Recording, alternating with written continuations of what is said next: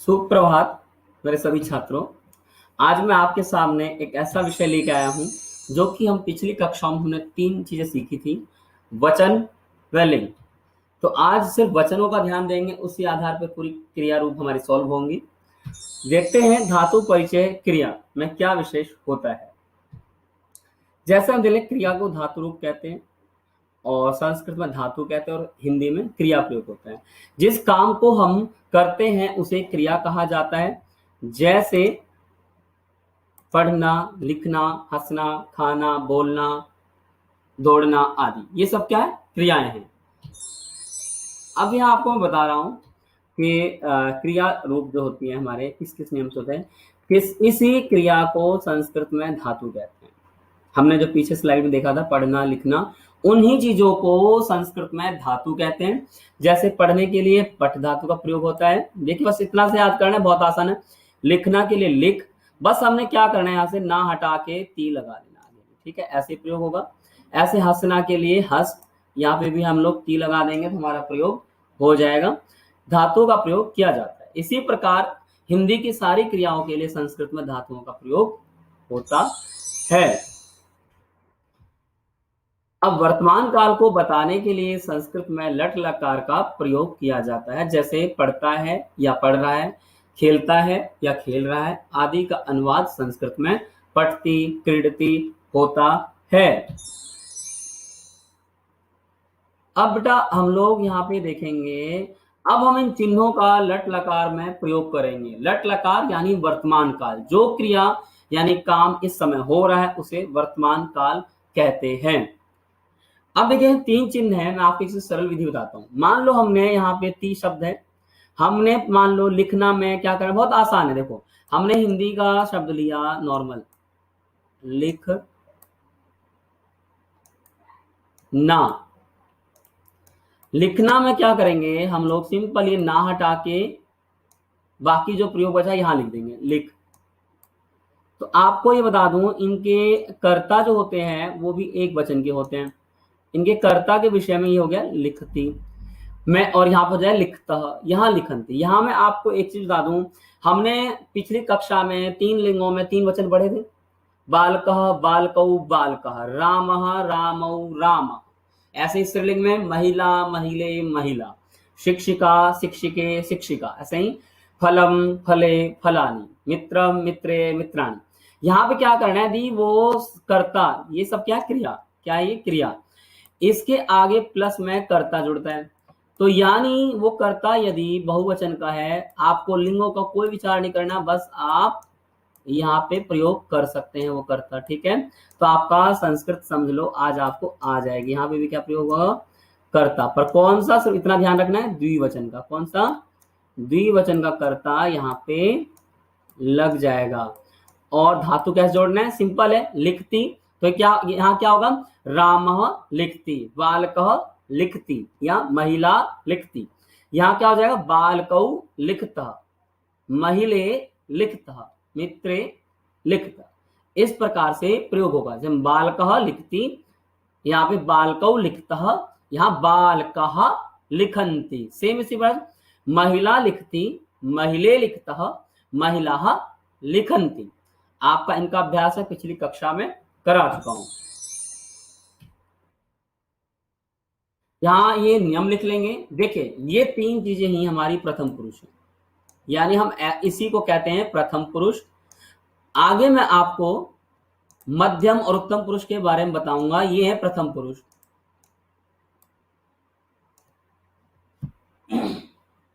आपने सुना होगा first person, second person, third person, उसी टाइप से संस्कृत में भी ये प्रथम पुरुष है। इसके उत्तम पुरुष और मध्यम पुरुष की चर्चा मैं आगे करूंगा कक्षा में, जब पुरुष विचार बताऊंगा। आप ये मान लीजिए सरल विधि है, संज्ञा हो या सर्वनाम हो, सभी शब्दों में आप इनका प्रयोग कर सकते हैं। सिर्फ आपको इनके वचन का ध्यान देना है। यदि एक वचन का होगा तो ये लगेगा, द्विवचन का कोई शब्द होगा तो ये लगेगा, और बहुवचन को होगा ये लगेगा। हमने यहाँ क्या किया, सरलता की दृष्टि से इस हलंत को यहीं पे जोड़ दिया, यहाँ पठती, इस आ को इसमें जोड़ दिया तो पठता, इस आ को यहाँ तो पठंती। वर्ण विच्छेद में हम ये चीज सीख चुके हैं। हमें सिर्फ ध्यान यहाँ देना, देखिए ध्यान से। यानी कहने का मतलब ये है बेटा कि ये जो शब्द हैं ये जो त्वम, युवाम, यूयम है, बस यही 3 शब्द हमारे मध्यम पुरुष में आते हैं। इनके 3 सहायक क्रियाएं होती हैं। जैसे हमने यहाँ ती था अंति की, ऐसे इनके सी था होते हैं।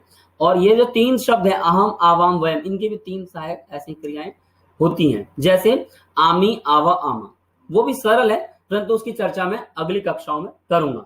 यहां समझना, इन 6 शब्द को छोड़कर आपके जो भी शब्द हैं, यदि यह वचन उसका एक वचन है तो ये लगेगा, यदि वह 2 है संख्या में तो ये लगेगा, और 2 से ज्यादा, 3 हो चाहे कितनी हो, तो अंति अंति अंति लगा। ठीक है, ती तह अंति, आपको ये प्रयोग याद में रखना है बस। तो देखिए इसका अनुवाद कैसा हुआ। जैसे यहाँ पे मैंने वह पढ़ता है, आप यहाँ वह को हम बॉक्स में डाल देते हैं, इसके हम एडिट करके अभ्यास कर सकते हैं।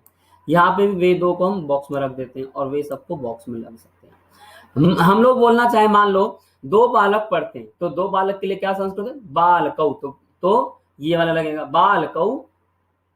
2 बालक पढ़ते हैं तो क्या हो जाएगा, बालकौ पठतः, ये वाला प्रयोग होगा वहां। और बहुत सारे बालक पढ़ रहे हैं तो बालकः, अनेक बालक पढ़ते हैं तो बालकः पठन्ति, और बालक पढ़ता है तो बालकः पठति। सेम ऐसे ही महिला पढ़ती है तो महिला पठती, महिले पठता, और महिलाः पठन्ति। इस प्रकार से हम लोग प्रयोग करेंगे। अब यहां देखिए धातु रूप में किसी कार्य को करने या होने को क्रिया कहते हैं, जैसे पढ़ना, खाना, पीना, देना आदि। संस्कृत में इन क्रियाओं को धातु कहते हैं तथा इनके अलग अलग रूपों को धातु रूप कहते हैं। जैसे पठ धातु का अर्थ है पढ़ना, इसी प्रकार से इसके रूप हैं पठती, पठता, पठन्ति आदि। किसी धातु के वर्तमान काल के रूप को लट लकार कहते हैं। आप यहाँ यह बात समझिए, इनका यूनिवर्सल प्रयोग है, यानी कोई भी लिंग इसमें कोई अर्थ परिवर्तन नहीं करते, जैसे लिखे जाते हैं वैसे लिखेंगे। देखिए अब यहाँ पे ये एक बालक है, ये क्या क्रिया कर रहा है, ये लिख रहा है। क्या कर रहा है, ये लिख रहा है, ठीक है ना, ये लिखने की क्रिया कर रहा है। अब देखिए इसके लिए संस्कृत में प्रयोग क्या होता है, ये क्या करता है, लिखना कार्य क्रिया कर रहा है। इसके लिए संस्कृत प्रयोग देखिए। अब यहाँ देखिए, लिखना या लिखता है, इसके लिए हम ती लगाया, सिंपल था। ये वचन में कितने हैं, एक बालक लिख रहा है तो हमने सिंपल ती लगाया, ठीक है ना। तो ऐसे ही कोई भी लिख रहा हो, लिखती सभी के लिए, महिला लिखती, बालका लिखती, युवका लिखती, सभी में हम लोग ती का प्रयोग करेंगे। अब यहां देखिए इसमें दिख रहा है 2 बालक लिख रहे हैं, यानी 2 बालक लिख रहे हैं, यानी ये 2 संख्या द्विवचन। तो इसके लिए क्या होगा, बिल्कुल ठीक, ती तह, ती तह। तो यहाँ पे क्या हो गया, देखिए ध्यान से, 2 लिखते हैं, इसका हो गया लिखतः। तो ये बिल्कुल प्रयोग सही है। हमने क्या करा, सिर्फ इसमें हमने इसमें तह लगा दिया, जो हमने सीखा था अभी भी, ती तह अंति। क्या याद करना है, ती तह अंति। अब यहां देखिए, यहां अनेक बच्चे क्रिया कर रहे हैं उसी को लिखने को, तो क्या होगा, अंति आएगा, बिल्कुल सही। अनेक लिखते हैं तो लिखंती। अब यहाँ पे एक और क्रिया हम देखेंगे, जैसे आप यहाँ देखिए, ये बालक हंस रहा है तो सिंपल है, ती लगेगा, बिल्कुल जी हाँ, हंसना में ना हटा के ती लगा दो तो हंसती। ऐसे ही अब आगे देखिए, यदि 2 बच्चे मान लो हंस रहे हो तो क्या होगा, बिल्कुल तह लगेगा, तो हंसता। इसका हिंदी अर्थ क्या होगा, 2 हंसते हैं। अब मान लीजिए अनेक बच्चे हंस रहे हो तो वहां हम क्या प्रयोग करेंगे, बिल्कुल ठीक, अंति का, तो हसंती, अनेक हंसते हैं। अब एक और क्रिया देखते हैं हम लोग इस प्रकार से, मान लो क्या कर रहा है, पढ़ रहा है, बिल्कुल ठीक, तो पठ में हम लोग ती लगा देंगे, यहाँ पे पठती। इसको हम लोग सही कर लेंगे, यहाँ पे ये नहीं आएगा, यहाँ पे ती आएगा, ठीक है। तो पठती यहां हो गया, वह पढ़ता है के लिए पठती।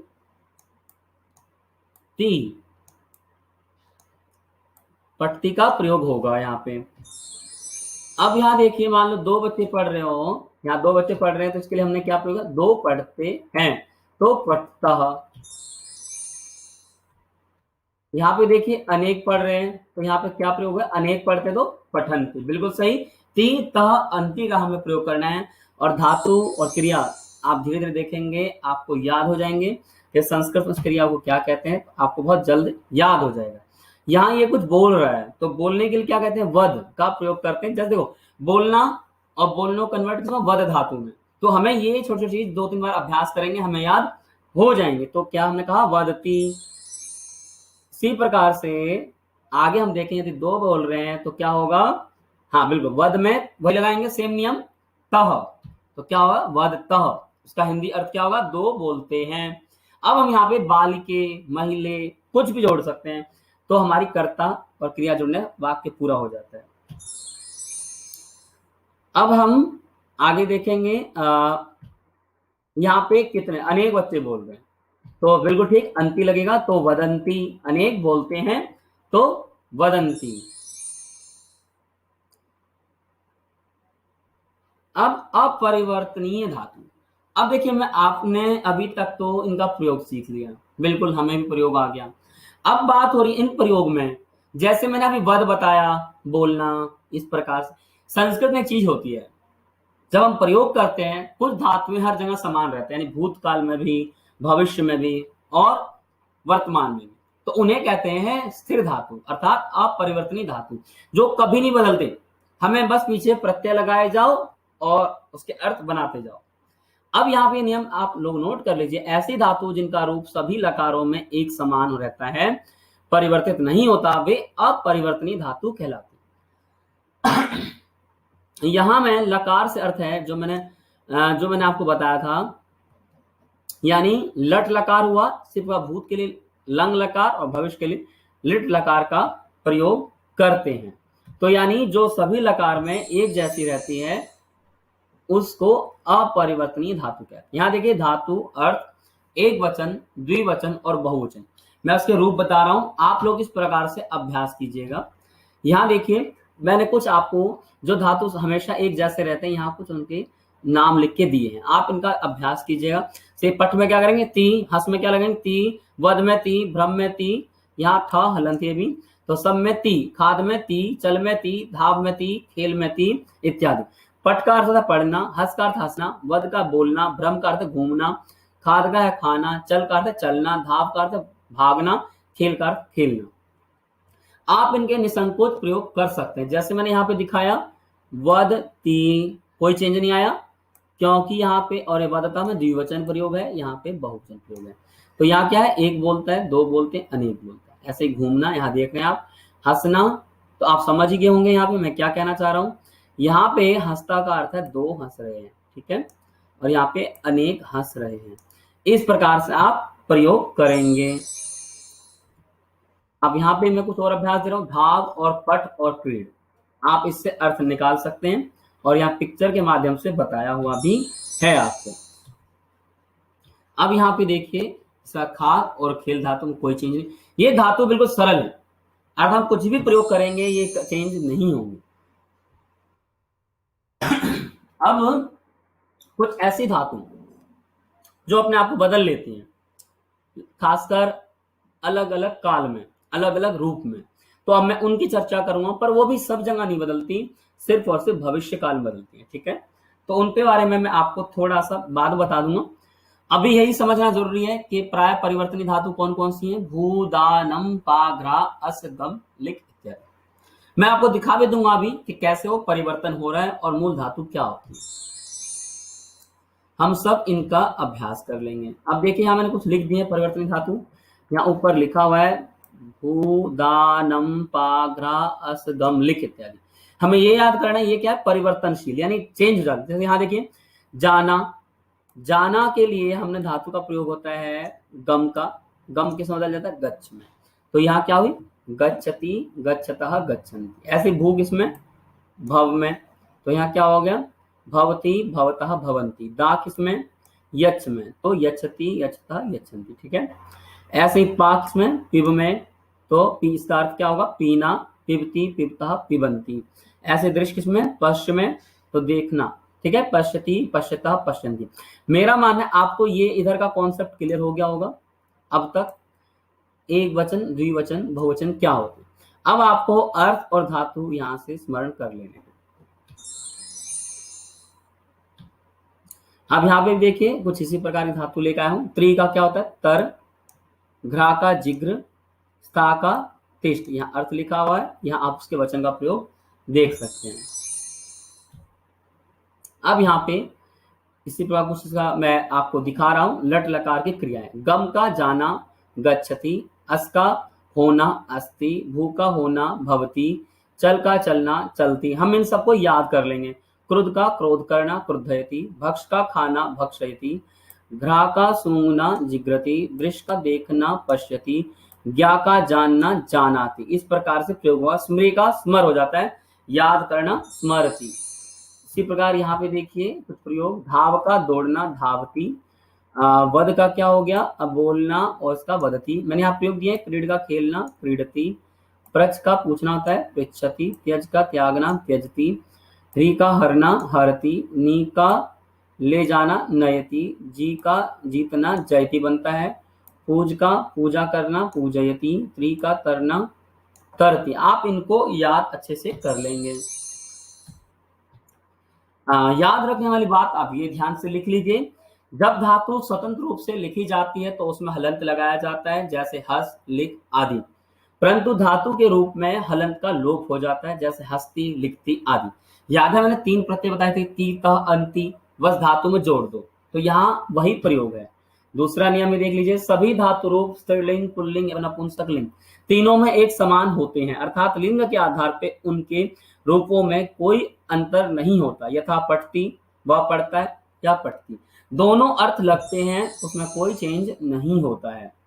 तो आज की इस कक्षा में मेरे बच्चों इतना ही। आप सबका धन्यवाद।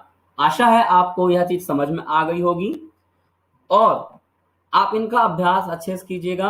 आपको बिल्कुल कर्ता और क्रिया का प्रयोग आ जाएगा, क्योंकि पिछली कक्षाओं में मैंने आपको शब्द परिचय में तीनों वचन के विषय में बताया था।